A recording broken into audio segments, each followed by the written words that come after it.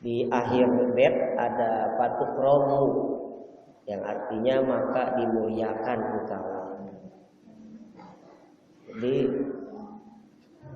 hal-hal yang akan meraih kemuliaan di sisi Allah ya.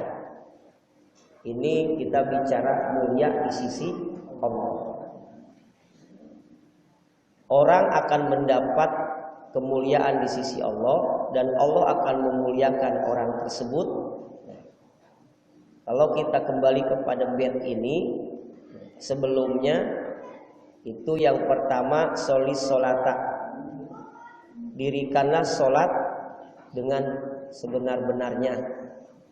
Kedua, tunaikan zakat apabila mampu, apabila nggak mampu ya infak sedekah. Kemudian puasa dengan ikhlas, imanan wahtisaban pada bulan Ramadan. Kemudian waktu iktikaf pada 10 yang terakhir bulan Ramadan di masjid. Kemudian wahujja, menunaikan ibadah haji bagi yang mampu. Bagi yang nggak mampu ada pahala haji apa? Sholat subuh berjamaah. Kemudian jangan pulang dulu sebelum terbit matahari. Berdoa, zikir, baca Quran, menunggu terbit matahari. Kemudian terbit matahari, sholat isyraq 2 rakaat. Setelah sholat isyraq 2 rakaat, menunggu duha. Setelah itu sholat duha, baru pulang ke rumah, ngopi, makan nasi uduk. Nah, dapat pahala apa tuh? Haji. Pahala haji umroh dapat, nasi uduk dapat. Aduh, repot kita mah. Jam 6 udah harus ada di kantor. Setengah 6 udah harus berangkat. Ntar aja kalau udah pensiun kayak Pak Jatmiko. Udah pensiun, alah udah pensiun. Repot lagi, ada ini, ada itu dan sebagainya. Itu haji ya. Kemudian wajahidana, berjuang ini berjuang membela agama Allah. Siar-siar agama Allah itu diperjuangkan. Nah itu patuk rohmu akan dimuliakan oleh Allah. Jadi carilah kemuliaan di sisi Allah. Jangan sekali-kali kita mencari kemuliaan di selain Allah, tapi kita cari kemuliaan di sisi Allah. Karena sifatnya akan langgeng. Kalau Allah sudah memuliakan seseorang, itu akan langgeng sifatnya. Tapi ketika kita mencari kemuliaan di sisi manusia, maka kemuliaan itu tidak akan langgeng. Kadang-kadang ketika kita berbuat salah, walaupun kita hilaf, kemuliaan itu akan luntur, penghormatan itu akan luntur, penghargaan itu akan luntur. Tapi kalau kemuliaan, penghargaan, penghormatan di sisi Allah itu tidak akan luntur. Yang penting kita komitmen, istiqomah di dalam melaksanakan perintah-perintah Allah Subhanahu wa taala. Terutama mudah sekali. Laksanakan sholat dengan benar. Kalau ada rezekinya, nisab zakat keluarkan. Kalau wajib, yang enggak wajibnya sunat infak, sedekah. Kemudian puasa, laksanakan dengan benar-benar bulan puasa. Imanan wahtisaban, kemudian iktikaf di masjid. Kemudian tunaikan ibadah haji kalau mampu. Pikirkan nasib agama Islam, maka itu akan dimuliakan. Itu jalan-jalan akan dimuliakan oleh Allah Subhanahu wa taala. Cabang perbuatan iman yang ke-21 yaitu ityanus sholatil khamsi fi awqatiha. Salat 5 waktu pada waktunya. Salat 5 waktu. 5 waktu 17 rakaat. Dan itu waktunya enggak apa? Enggak terus-terusan. Ada jeda. Jedanya agak lumayan panjang. Di dalam kitab Fathul Mu'in jilid pertama itu dijelaskan. Ada pertanyaan, mengapa sholat sehari semalam itu 17 rakaat yang wajib tuh? Mengapa?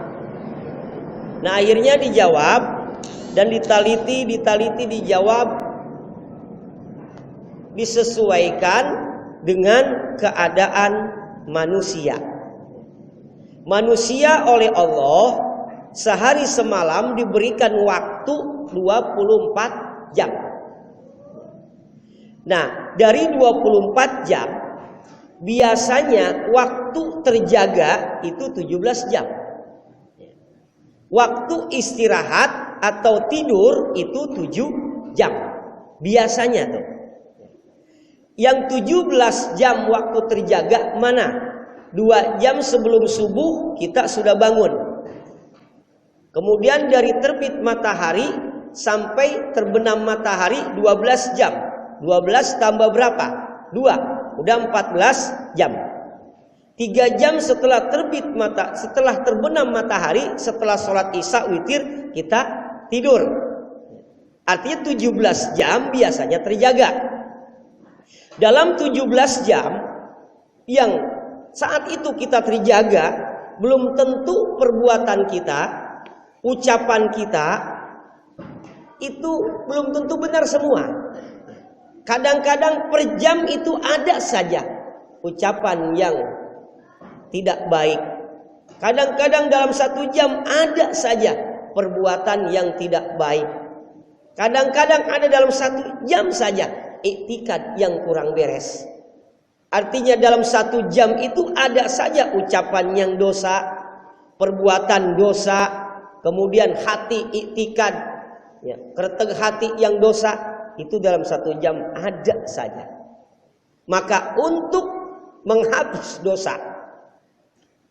dosa yang dilakukan pada 1 jam itu bisa terhapus dengan 1 rakaat. Dengan 1 rakaat. 17 jam kita terjaga.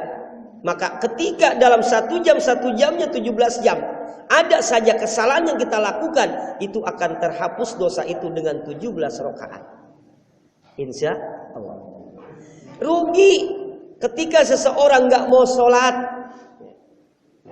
17 jam terjaga, bahkan lebih 20 jam tukang begadang.